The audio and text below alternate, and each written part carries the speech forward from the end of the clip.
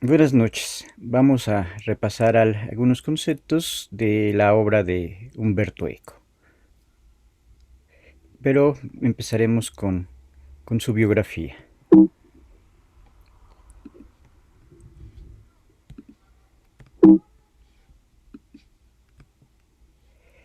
Humberto Eco va a nacer el 5 de enero de 1932.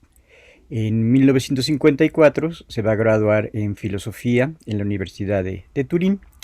Su tesis la va a realizar acerca del problema estético de Santo Tomás de Aquino.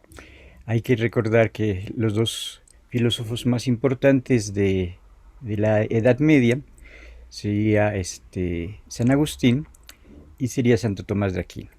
Santo Tomás de Aquino va a crear toda una teoría que tiene que ver con el nominalismo, y esta teoría va a tomar algunos conceptos de Santo Tomás de Aquino para aplicarlo a su teoría estética y también para aplicarlo a otra parte de su teoría semiótica.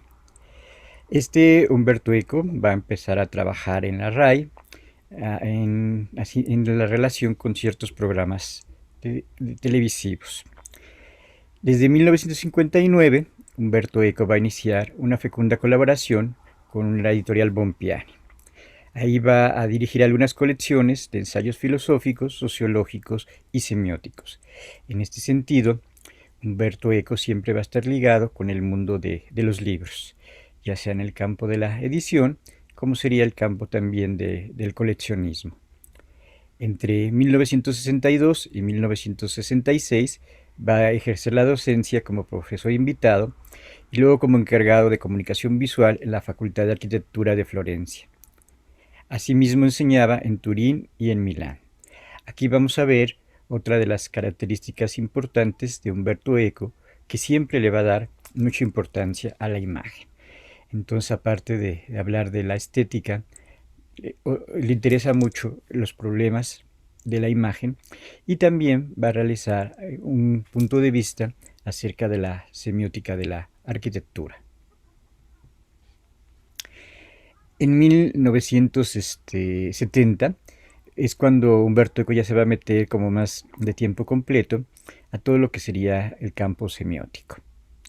Va a participar en varios congresos, va a crear la Asociación Internacional de Semiótica, va a escribir libros de semiótica, va a dar conferencias acerca de la semiótica. Entonces la semiótica va a ir representando su centro de trabajo más importante durante esta década.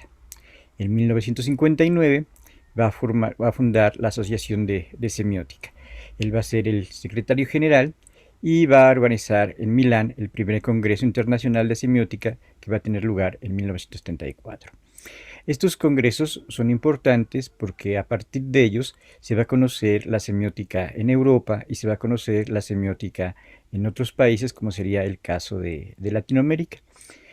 En ese tiempo va a empezar a trabajar en esos congresos, principalmente Eliseo Verón, que sería uno de los semióticos latinoamericanos más importantes, hasta llegar a trasladarse completamente a Francia y desarrollar gran parte de su trayectoria académica en Francia. Pero Humberto Eco es un semiótico metódico y apremiante que nos ha proporcionado una gran cantidad importante de libros. Entonces a Eco siempre le interesa esta metodología, no esta metodología tanto de corte científico, sino esta metodología relacionada con la filosofía y de cómo hacerse preguntas y cómo seguir un método para ir rastreando diferentes soluciones acerca de problemas que presentan la semiótica o problemas que presenta la filosofía. Un libro que va a compilar su anterior obra semiótica va a ser el libro de Semiótica y Filosofía del Lenguaje de 1984, en el cual va a continuar y va a desarrollar las obras anteriores, que serían el Tratado de Semiótica General y Lector en Fábula. El Tratado de Semiótica General es el libro donde va a recopilar cuáles serían los diferentes campos de estudio de la semiótica y cuáles serían estas diferentes metodologías que nosotros tenemos que utilizar para hacer semiótica. Entonces, si alguien está interesado en cómo se hace la semiótica, pues tenemos que leer todo el libro de La estructura ausente, que tiene como subtítulo Introducción a la semiótica, o también tendríamos que leer el libro del Tratado de Semiótica General.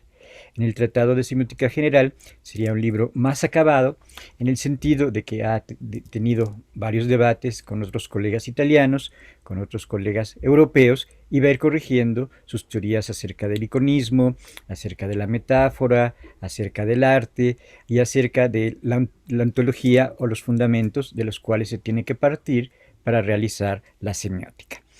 Y un libro que para mí es muy importante y que a mí me gusta mucho sería el libro de Lector in Fabula, de 1979. Unos pocos años antes, en la década de los 70, la crítica literaria había principalmente incluido el concepto de lector, el concepto de receptor, y uno de los principales autores que va a tratar el tema de la recepción, el tema del lector, va a ser Roland Barthes. Roland Barthes va a escribir dos obras fundamentales del tema del receptor, uno que sería SZ,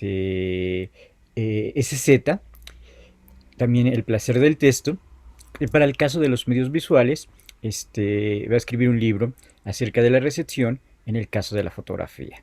Siguiendo todos estos avances, incorporando también parte de la teoría de Theo van Dijk, va a escribir Lector in Fábula. El Lector in Fábula va a ser un libro bastante didáctico, y en este libro va a ver todas las estructuras posibles del texto, desde la narración, la creación de personajes, la creación de mundos posibles, las acciones, el contenido y la forma que aparecerían en el texto. También va a tratar el tema de la ideología, y entonces va a meter ciertas categorías que serían imprescindibles para poder analizar lo que sería el caso del texto. Aquí, en los otros libros que estábamos mencionando, que trata los temas de la semiótica, como serían el Tratado de Semiótica, sus principales temas de estudio va a ser el signo, la clasificación de los signos. Entonces, al igual que Peirce, tiene esta gran ambición por hacer una gran clasificación de los signos.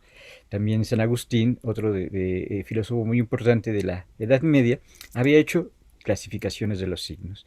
Y Umberto Eco quiere hacer esta clasificación de los signos, y todavía sigue siendo muy importante esta clasificación de los signos entre los signos que son más fáciles de observar y los signos que son muchísimo más difíciles de observar. Entonces es importante su clasificación del signo. También algo que va a trabajar en todos sus libros sería el concepto de la metáfora. Va a trabajar el concepto de la metáfora porque en el campo artístico casi siempre estaríamos trabajando mediante metáforas, mediante símbolos y mediante lo que él va a llamar hipercodificaciones estéticas. Entonces el campo artístico, el texto artístico, siempre estaría perfectamente hipercodificado. Y otro elemento que va a meter mucho dentro de los textos estéticos es la parte de la retórica. Entonces un texto artístico también tiene mucha retórica, en el sentido de que es completamente artificial y está completamente elaborado. Entonces muchas cosas dentro de los textos artísticos no se van a decir directamente, sino se van a decir por estas metáforas, por metonimias, por símbolos, y por otras figuras retóricas que van a estar funcionando dentro de los diferentes signos. Ya desde su primer libro de semiótica de la estructura ausente, ya va a meter esta problemática que tiene que ver con el arte, y no solamente se va a quedar a nivel teórico, sino que lo va a aplicar principalmente al caso de la pintura, al caso de la arquitectura, al caso del cine e incluso al campo de la publicidad. Hace algunos análisis en el campo publicitario para ver cómo un texto publicitario también está siendo codificado retóricamente. El otro elemento que va a trabajar Umberto Eco sería el de la noción de código. Entonces, para Umberto Eco, la noción de código es muy importante porque los códigos visuales, los códigos sonoros, los códigos escritos y todo lo que tiene que ver con las disciplinas que ya vimos, como la kinésica, la proxémica y la paralingüística, van a depender de que sería el código. Entonces, de hecho, la semiótica siempre estaría buscando cómo los signos van a estar codificados y cómo los signos van a funcionar pero dentro de determinado código. Entonces no podemos hablar de una semiótica que hable de objetos aislados, sino la semiótica siempre quiere funcionar dentro de este código, siempre quiere crear un determinado sistema. Puede ser el sistema de la moda, un sistema del maquillaje, a lo mejor también podríamos hablar un sistema de los peinados, un sistema de los tatuajes, un sistema de la forma de vestir, de la forma de caminar, de la forma de hablar, pero siempre estaría esta idea de sistema y esta idea de código. Y el otro elemento que va a trabajar también Umberto Eco sería el de el símbolo. El símbolo, al igual que la metáfora, es muy importante en la vida cotidiana. Nos estamos comunicando a través de símbolos, que serían estos signos que de repente se van a hacer convencionales dentro de una sociedad, y también los textos de comunicación y los textos artísticos estarían manejando diferentes tipos de signos. El signo siempre va a funcionar también dentro de la cultura y también estaría codificado dentro de esta propia cultura. Humberto Eco ya murió, pero antes de que muriera estaba desarrollando actividades académicas en la Universidad de Bolonia y en las universidades donde se le invitaba a dar conferencias, que podía ser en Inglaterra, que podía ser en Estados Unidos y hasta el caso de México. Humberto Eco va a venir a la Facultad de Filosofía y Letras y va a dar una conferencia acerca de este funcionamiento de los signos y de los símbolos. Parte de la teoría semiológica de Humberto Eco empezaría un poquito antes, con su libro de Apocalípticos Integrados. Ahí Humberto Eco no quiere seguir las teorías tradicionales de la comunicación, de los diferentes autores y de los diferentes momentos en los cuales esos autores se van desarrollando. Entonces él va a hablar y va a tratar de sintetizar todas las teorías de la comunicación en dos puntos importantes: los teóricos que son apocalípticos y los teóricos que son integrados. Entre los teóricos que serían los integrados serían los teóricos que tienen que ver con el funcionalismo, porque solamente quieren influir, quieren provocar ciertos efectos dentro de los receptores, dentro de los consumidores, y muchas veces quieren medir estos efectos que está mandando la televisión, que está mandando la publicidad, o incluso que estarían siendo mandados para cierto voto político o para cierta influencia política. Entonces, la teoría funcionalista siempre funcionaría integradamente en el sentido de que está reproduciendo al 100% la sociedad capitalista, la sociedad tradicional. Y por otro lado, estarían los apocalípticos. Para Humberto Eco, los apocalípticos principalmente serían los de la escuela de Frankfurt, que ellos pensaban que la masificación que traía el capitalismo y la masificación que traía toda la industrialización iba a bajar el nivel de la gente. Entonces la gente, en lugar de ir a ver el teatro, la danza, escuchar música clásica, se iba por ver televisión, por consumir espectáculos eh, que no eran tan valiosos como los de la alta cultura.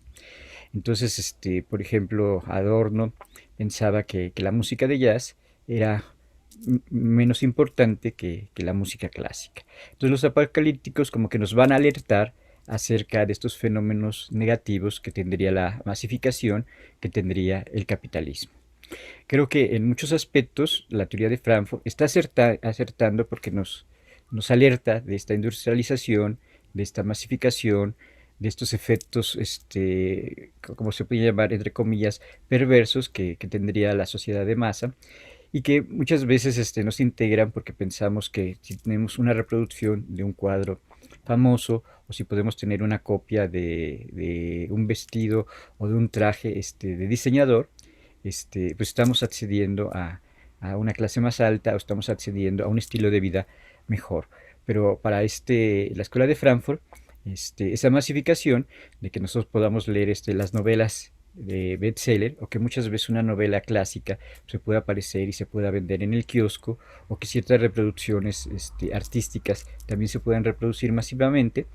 Y eso era lo que veía principalmente Adorno, y en la década de los 60, que podíamos aspirar más a tener un coche, podíamos aspirar más a tener vacaciones, pero al mismo tiempo nos estaba masificando y muchas veces los medios de comunicación pues no tenían esta visión crítica, sino más bien nos estaban integrando también dentro de ese sistema y casi siempre estarían dominados por estos productores de periódicos, estas cadenas televisivas, estas cadenas radiofónicas. Hay que tener en cuenta que Adorno, Horkheimer y también Walter Benjamin van a sufrir una persecución muy importante porque ellos trabajaban en la Universidad de Frankfurt y ahí principalmente se van a dedicar al campo del arte, al campo de la estética y van a crear toda una investigación acerca del romanticismo alemán, acerca de cómo está funcionando las diferentes artes y van a estar relacionados con las teorías de la iconología, de cómo analizar las imágenes. Todo iba así como muy bien, pero cuando sube Hitler al poder en 1931, hace desaparecer este instituto de Frankfurt, porque la mayoría de estos tres filósofos, Adorno, Horkheimer y Benjamin, eran de origen judío, entonces sufren una persecución, tienen que ir a Francia, tienen que ir a Inglaterra y posteriormente se van a establecer principalmente en Estados Unidos. Benjamin no corre con esa suerte porque parece ser que huye y no puede entrar a Francia, entonces parece ser que termina suicidándose. Entonces aquí Humberto Eco nos está hablando de estas dos grandes ideas de la comunicación, los integrados que quieren que este orden, que este sistema se mantenga y que funcione perfectamente. Entonces la escuela funcionalista quiere este funcionamiento perfecto en la educación, en el gobierno, en el ejército, en la salud. Quiere un sistema unificado que vaya así muy bien, pero que siga estos valores tradicionales. En cambio, los apocalípticos pues, tendrían una visión más crítica, pero serían pesimistas porque pensarían que estos medios de comunicación pues, nos van a dominar completamente, ¿no?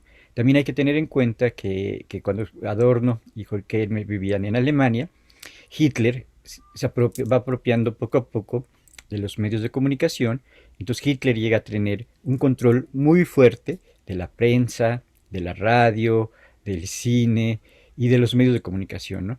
De los teléfonos, de los trenes, de los aviones, de los helicópteros, de las carreteras, de todos los medios de transportación y de todos los medios de comunicación. Entonces, parte del éxito de Hitler fue poder controlar esta prensa, esta opinión pública, lo que tenía que ver con la radio y lo que tenía que ver con el cine, ¿no? La televisión todavía no había llegado, era experimental, pero ya también el gobierno alemán estaba haciendo estas primeras pruebas que tenían que ver con la televisión. Entonces por eso Adorno y Horkheimer van a ser muy negativos porque piensan en esta idea completamente monopólica de propiedad de los medios y de control de contenidos de los medios que tuvo Hitler. Hitler a su vez se va a inspirar en Lenin, que también Lenin cuando sube al poder va a tener gran control de los medios. Entonces lo que dice Lenin es que los dos medios más importantes para el comunismo serían la prensa y sería el cine. Entonces Lenin también va a tener control y así va a poder hacer su campaña. Entonces por eso Adorno veía que se podía llegar a un gran control con los medios de comunicación. Entonces, en ese sentido, pues a lo mejor Adorno y Horkheimer ya estaba previendo este gran control que podía tener Google, que podía tener Facebook, que podía tener YouTube, que podían tener Twitter, que serían los grandes monopolios y que esos grandes monopolios pues sí están al servicio de un poder privado y muchas veces también al servicio de ciertos países, al servicio de ciertos élites de poder. Otro problema también que trata Humberto Eco sería el del signo. En este problema del signo, los signos serían expresiones concretas, los podíamos denominar, los podíamos identificar principalmente, ¿no? Entonces Eco va a considerar que los signos son una fuerza social y no es para menos, son instrumentos que reflejan estas fuerzas sociales. Tal concepción remite a la idea desarrollada por Peirce, el signo que es el hombre utiliza al hombre mismo. Entonces, nosotros hacemos uso de los signos cuando hablamos, cuando escribimos, cuando seleccionamos de una carta lo que queremos comer, cuando nos vestimos, cuando vamos a la escuela. Entonces todo el tiempo estamos relacionándonos con los signos. De hecho, esta capacidad de ser humanos sería completamente sígnica, ¿no? Cuando hay un bautizo, cuando hay una despedida de mortoria, cuando buscamos cómo curarnos, serían determinados signos que nosotros estamos asimilando. Entonces todo nuestro intercambio cultural y toda nuestra comunicación se basa en los signos. Entonces por eso es tan importante la semiótica, porque es la parte fundamental de nuestra manera de comunicarnos y es parte fundamental de nuestro modo de vivir culturalmente. Humberto Eco también va a hablar de la semiosis ilimitada. Esta semiosis ilimitada tiene que ver con nuestra capacidad de pensar, con nuestra capacidad de imaginar, con nuestra capacidad de crear. Entonces siempre un concepto remite a otro concepto, un signo remite a otro signo. Esta idea principalmente la estaría tomando de Peirce. Entonces Peirce es el que tiene esta idea de que los signos no se acaban, sino un signo siempre remite a otro signo y siempre remite a otro signo, ¿no? Esto lo podemos comprobar cuando agarramos un diccionario y vemos que una palabra nos remite a otra palabra y otra palabra y otra palabra.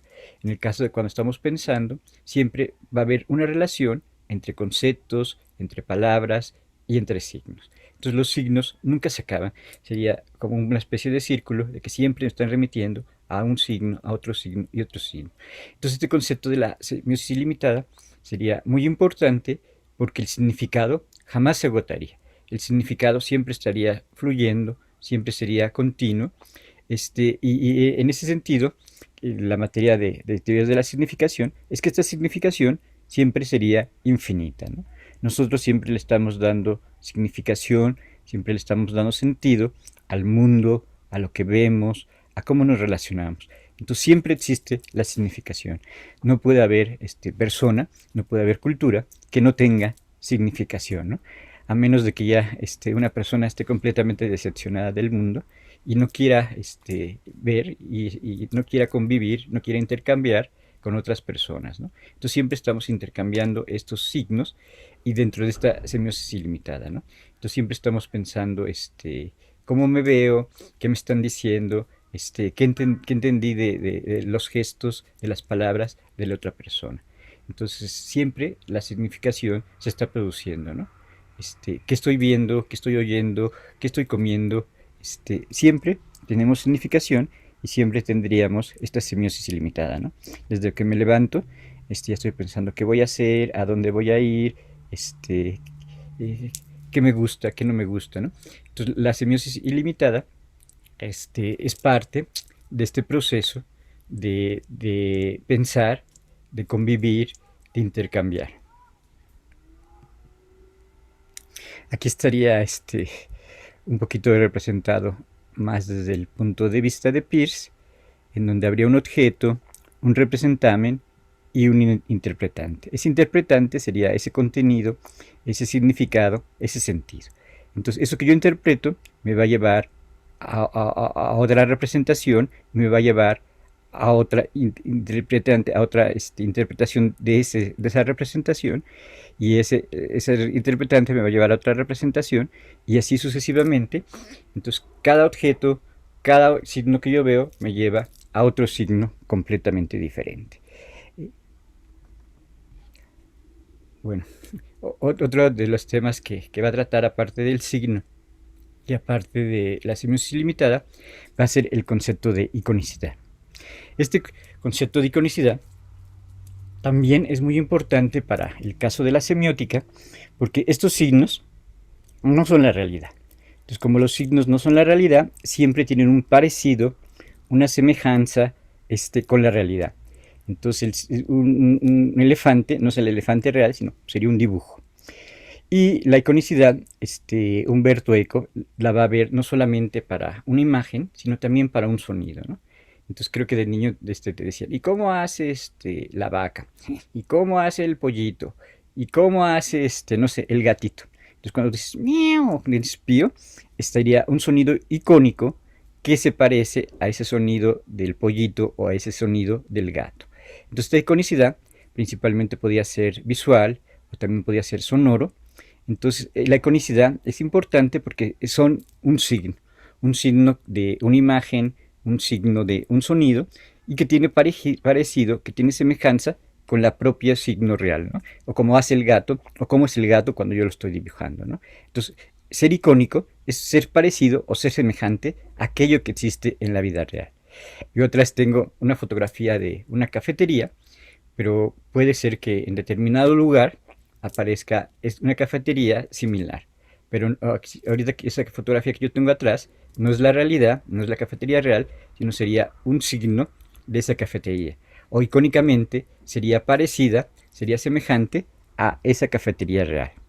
Entonces, un signo icónico puede representar a su objeto, sobre todo por ser semejante. Ahorita que nosotros pensamos en estos robots, que dicen que en algunos países, en lugar de dar a las noticias personas reales, ya un robot podía dar una noticia, y podía hablar y podía mover la cámara, pero podía mover la boca como si fuera una persona real, ¿no? Entonces también un robot sería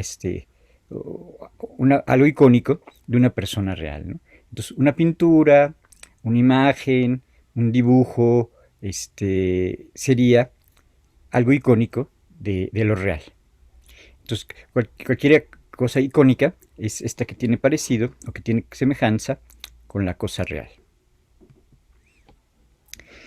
Entonces, la iconicidad estaría relacionada con estas cosas reales, y el signo icónico, por cómo está producido, tendría ciertas semejanzas. El icono es un signo que hace referencia a su objeto en virtud de una semejanza. Entonces, es algo que es semejante, pero que no es la realidad. Ahorita, por ejemplo, en TikTok, o por ejemplo cuando me tomo una fotografía, aparece que muchas veces me puedo poner una barba postiza, me puedo poner unos lentes postizos, me puedo poner un sombrero postizo.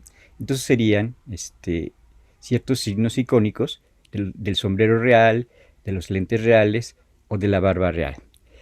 Para Peirce, la iconicidad va a indicar que un icono existe solamente en la conciencia, y que el nombre del icono se aplica a objetos exteriores que producen en la conciencia un icono.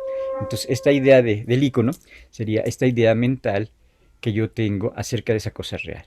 Entonces, si yo me pongo ese sombrero falso, yo selecciono el sombrero y me lo pongo, ese va a estar en la conciencia del receptor, de que cómo son los sombreros o cómo serían los lentes, aunque no fueran reales. Aquí tendríamos dos signos.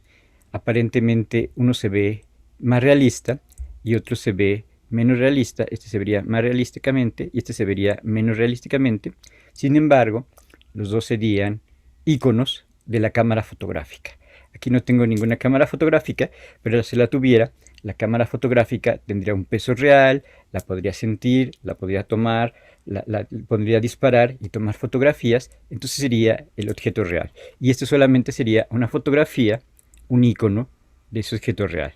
Aquí también tendríamos un icono de esa cámara fotográfica, pero este icono, esta cámara, se parecería más al objeto real, y este icono se parecería menos a la imagen real. Pero como yo ya tengo en la mente, como yo ya tengo en mi enciclopedia, ¿qué hace? Puedo identificar que esta es una cámara y que esto también es una cámara. Estos iconos, desde pequeños, los sabemos identificar, porque desde niños siempre estamos viendo imágenes, siempre estamos viendo dibujos y siempre estamos viendo estos signos icónicos que aparecen en el mundo. También de repente en la carretera se ve a veces un restaurancito, se ve a veces un icono de el baño, un icono de la curva, un icono de que dónde está el paradero de agua, dónde están las iglesias. Entonces se pone una imagen y esa imagen me indica que es un museo, que es una iglesia, que es un hospital, que es un cine, que es el metro.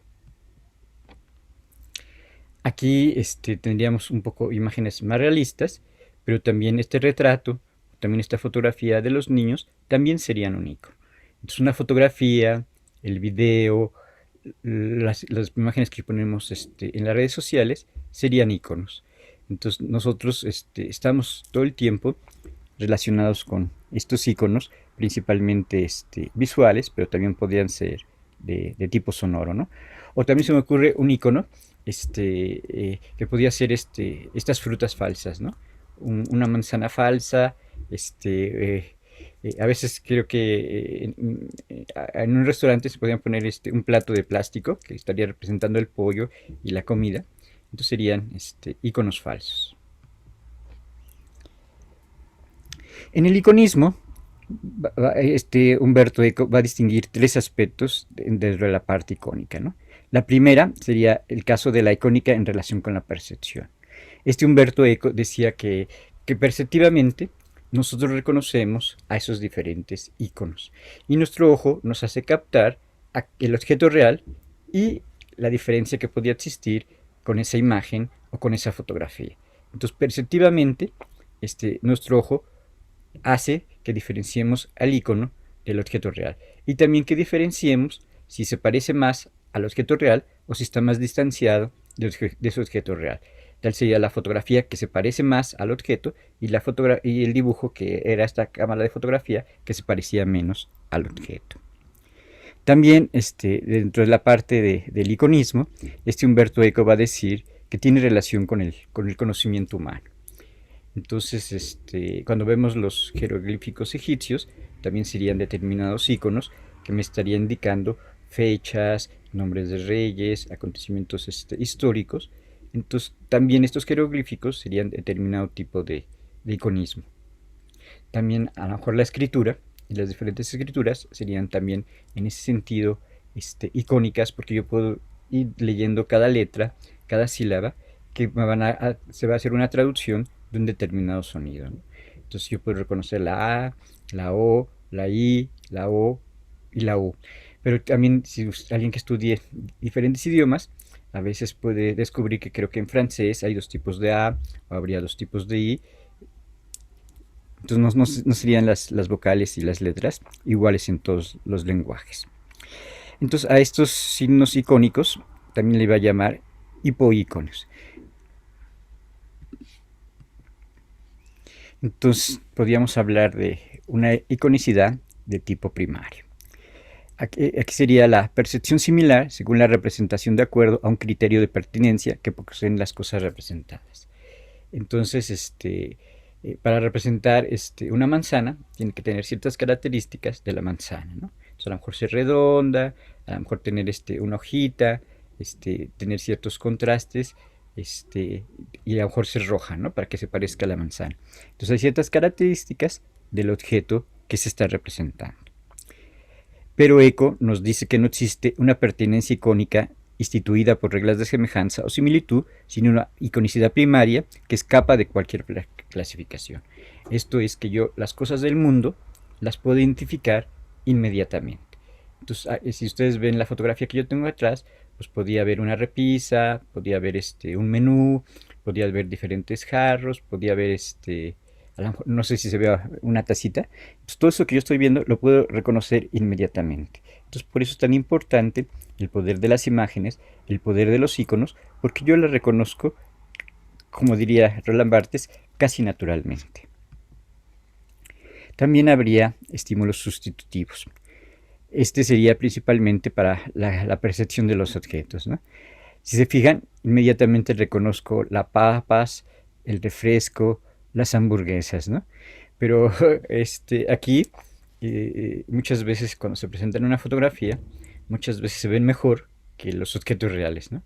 Entonces yo llego, pido mi hamburguesa, pido mi McTrio, y cuando veo, pues es una hamburguesa pequeñita, 3 papitas ahí metidas, un vaso lleno de refresco con mucha agua. Entonces muchas veces esas imágenes son más atractivas que hasta los propios objetos reales, y muchas veces te están engañando porque te ponen una hamburguesa gigantesca, pero con letras chiquitas te ponen, pero solamente en tamaño pequeño, ¿no? Y cuando pides tu McTrio te dan un paquetito, ¿no? Dice, bueno, si ya lo quiere mediano son 30 pesos más, si ya lo quiere gigante, son otros 50 pesos más, ¿no? Entonces, a veces es más interesante ver estos iconos del perfume, del vestido, del coche, de la comida, que los propios objetos reales. Aquí sería esto que Umberto Eco menciona, que vamos a percibir de estas imágenes, de estos iconos, las características principales, ¿no?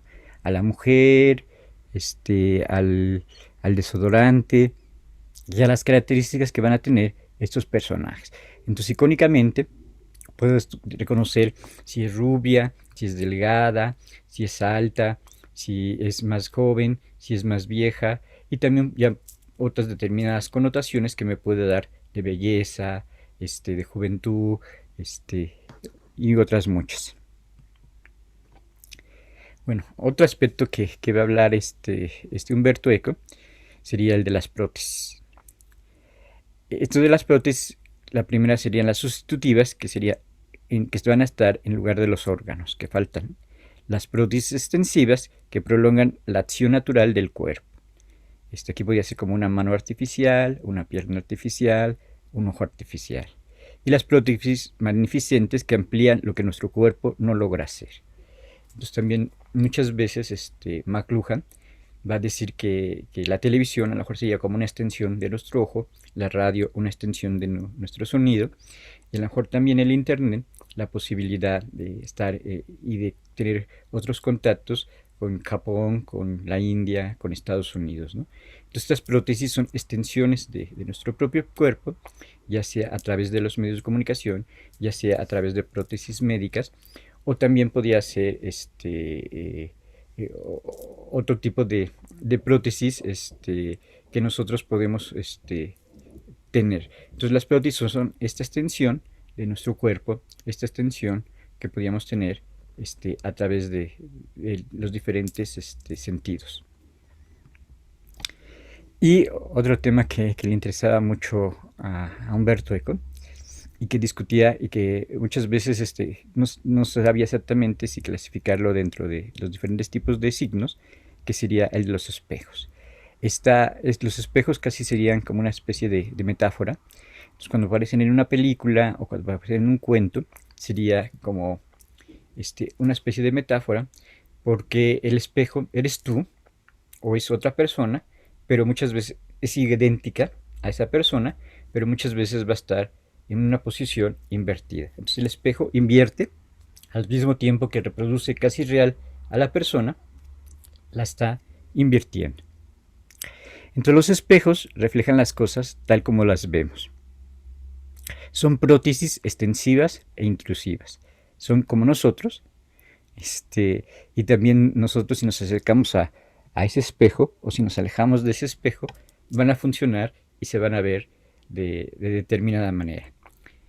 Se pueden decir que es un fenómeno presemiótico. El espejo solo instaura percepción de figuras. Es solo una prótesis que nos representa sin engañar. No son signos icónicos. Entonces el espejo es esto que nos está reflejando, pero que no sería un signo, porque muchas veces el signo tendría una producción material que puede ser escrito, que puede ser visual, que puede ser sonoro, y cuando nos estamos viendo esa imagen en el espejo, no tendríamos como esa materialidad de la fotografía, o esa materialidad de la escritura, o esa materialidad de la propia palabra. El sonido también es material, ¿no?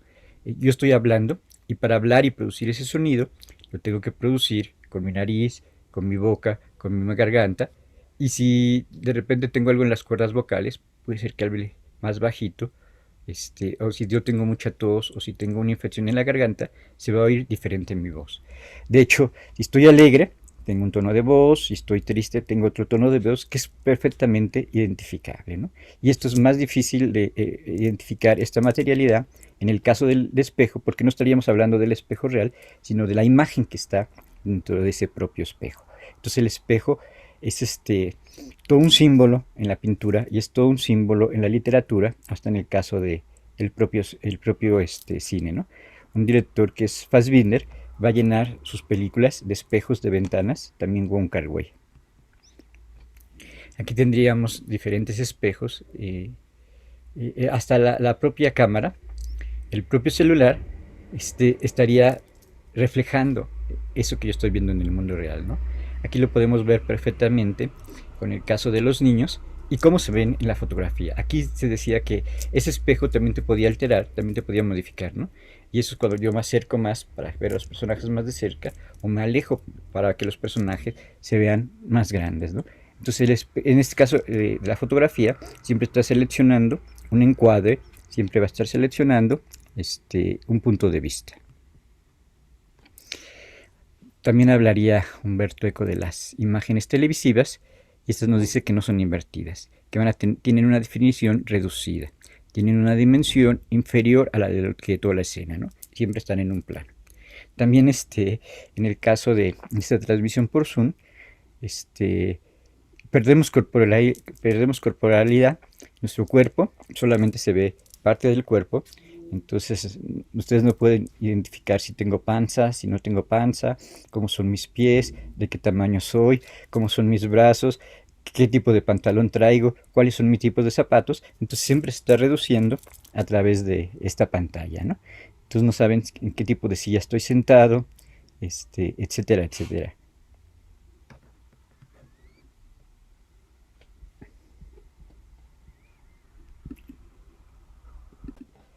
Entonces, esto sería lo que tiene que ver con la percepción primaria. La percepción primaria sería de que yo, para reconocer un signo, siempre va a ser primero la percepción. Entonces aquí, ontológicamente, siempre tiene que existir primeramente el sujeto, primeramente la percepción, para que se produzca el signo. Los signos no estarían fuera del propio sujeto, sino el propio sujeto sería el que va a reconocer eso que tiene que ver con los signos.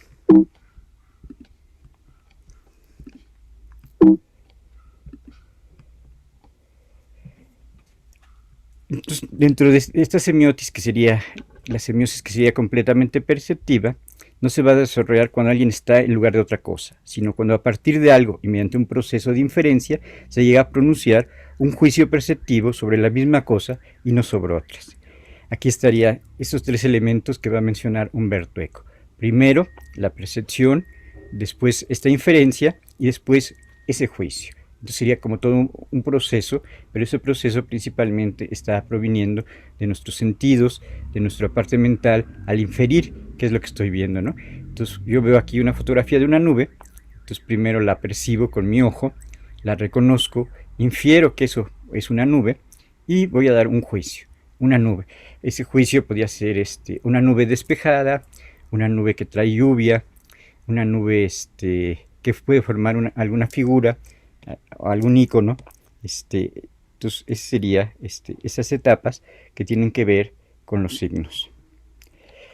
Aquí Humberto Eco siempre estaría relacionando a los signos con determinada cognición, con determinado tipo cognitivo.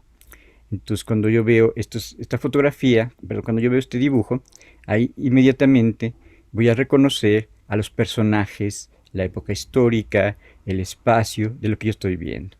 Entonces podía reconocer a Cortés, podía reconocer a la Malinche, podía reconocer a los capitanes de Cortés y podía ver a Montezuma.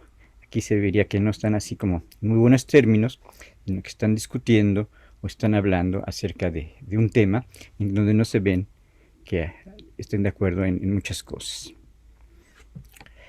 Para el caso de los diferentes tipos de signos, Humberto Eco va a hablar de un contenido nuclear. Ese contenido nuclear tendría que ver con la parte de la semántica y cuáles serían las características más importantes de ese determinado objeto. Entonces yo pienso en el contenido nuclear de una mesa, pues a lo mejor sería una tabla que de repente tendría 4 patas. Entonces sería como lo más característico de esa mesa. Entonces el contenido nuclear se relaciona muchas veces con la palabra y con las características que van a existir dentro de esa palabra y con las características físicas que puede tener ese determinado objeto.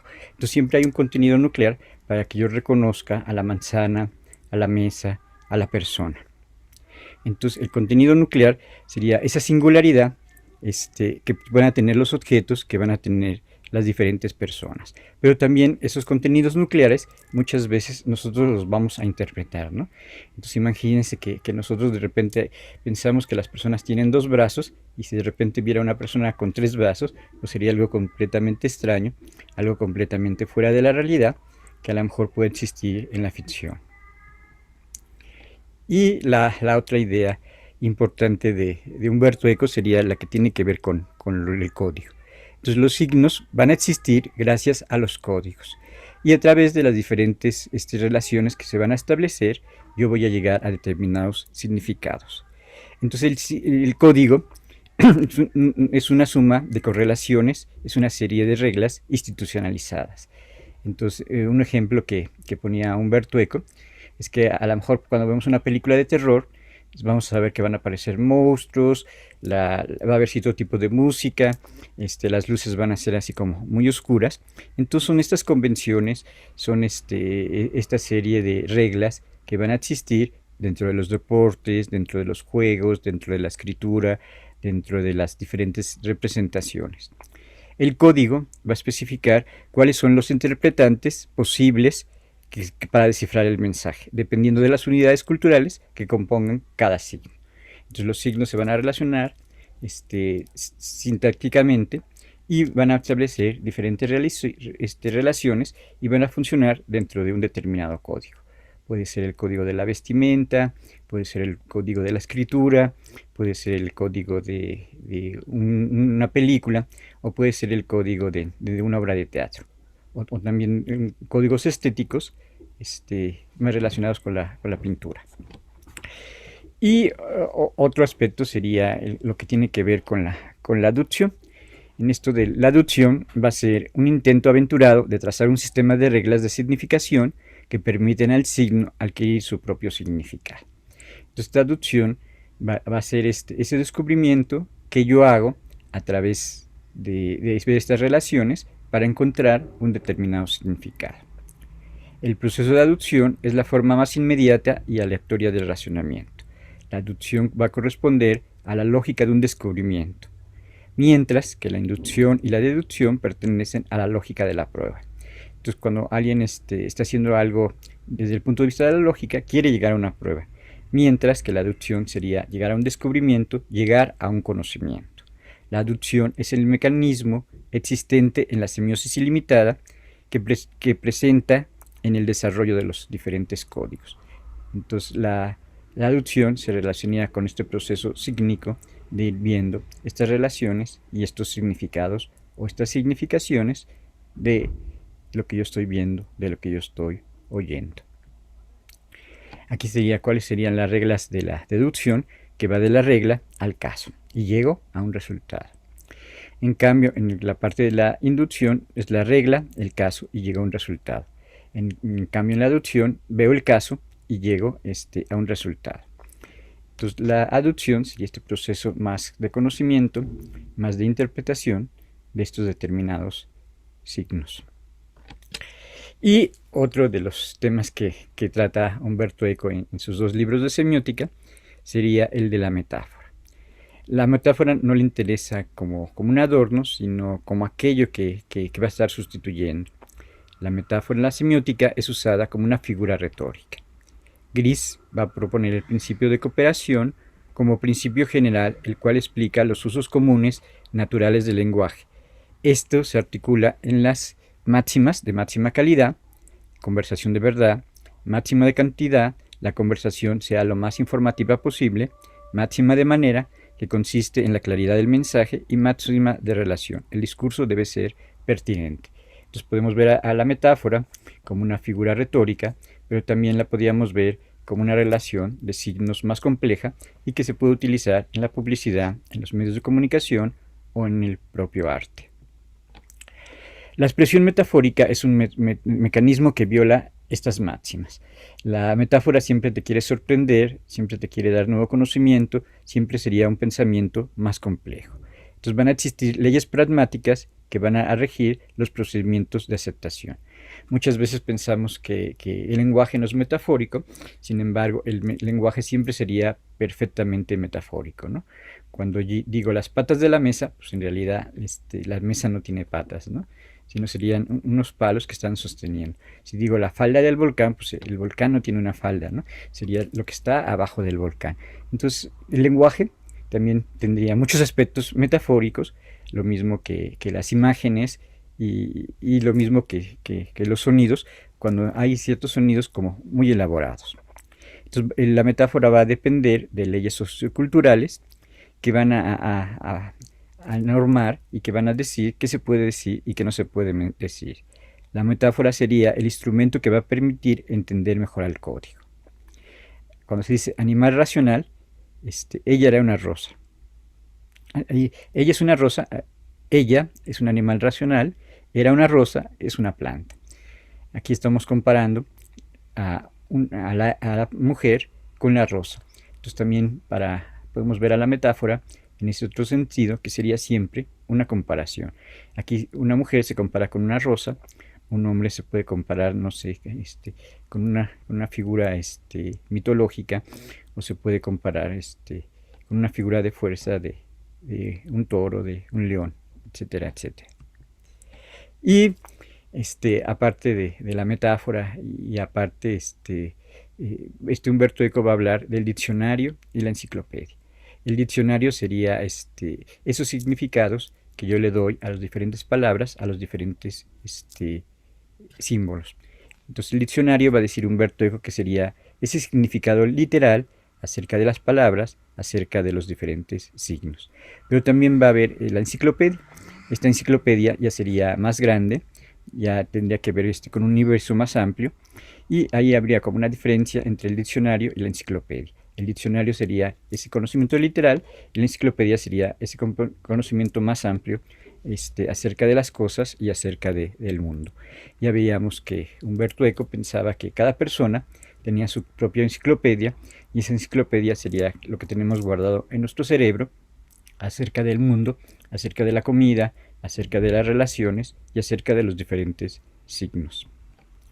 Luego vendría también el conocimiento del signo, y ahí estaría relacionado con el signo, con la metáfora, con la enciclopedia y principalmente con la semiosis ilimitada.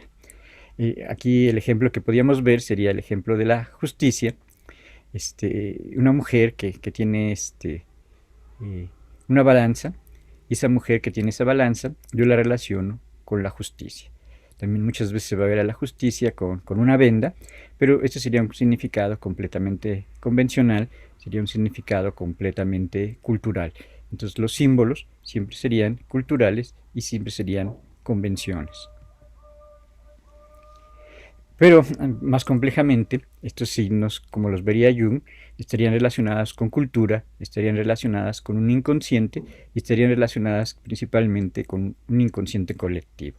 Entonces Jung va a hablar de signos universales, de símbolos universales, como podría ser la madre, el padre, la tierra, la transformación, el sol, ciertos símbolos que van a estar funcionando para casi toda la humanidad.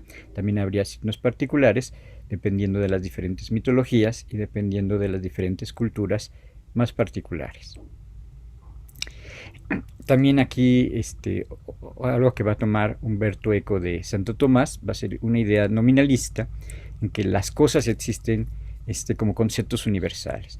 Esto de que las cosas existen como conceptos universales sería principalmente la idea de Platón, de que antes que existan las cosas ya existen en un universo más allá del propio mundo particular. Entonces la belleza no estaría en este mundo, sino sería un concepto más abstracto que está en otro lugar. Entonces así podríamos hablar de belleza, de nación, de animal, y que serían conceptos que están más allá de la propia realidad. Entonces el concepto de belleza sería eso que yo tengo, que está en la mente, y luego lo relaciono con las cosas reales del mundo. Aquí sería la parte de Santo Tomás de Aquino, en donde va a decir que los signos de este modo son vistos como una fuerza, como un instrumento que van a reflejar fuerzas sociales.